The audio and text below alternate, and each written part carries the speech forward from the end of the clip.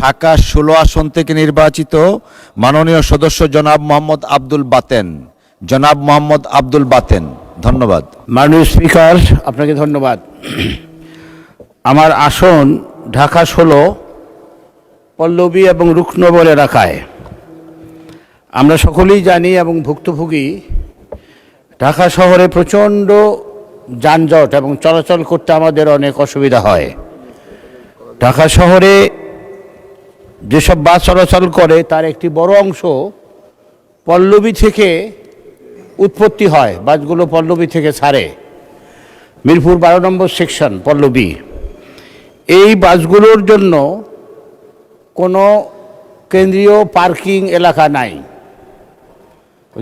যে কারণে এই বাসগুলো রাস্তার উপরে, প্রধান সড়ক এবং আবাসিক এলাকার রাস্তার উপরেও পার্কিং করা থাকে এবং মানুষের চলাচল করতে অনেক অসুবিধা হয়। এছাড়াও বাউরিয়াবাদ আবাসিক এলাকার পশ্চিম পাশে কালসি মোড়ের উপরে, কালসি মোড় হচ্ছে মিরপুরের সঙ্গে ঢাকা সেনানিবাসের সঙ্গে সংযোগকারী একটি রাস্তা। এই রাস্তার এই কালসি মোড়ের উপরে এখানে অসংখ্য ট্রাক, কয়েকশো ট্রাক পার্কিং করা হয়। ট্রাকেরও কোনো পার্কিং নাই, যে কারণে প্রচণ্ড ধরনের জনভোগান্তির সৃষ্টি হয়েছে।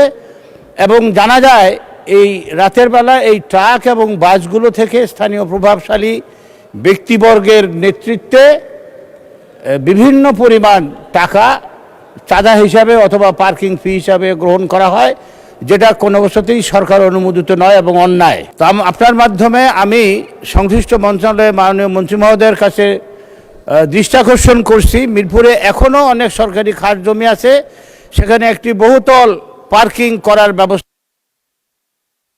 ধন্যবাদ মাননীয় সদস্য।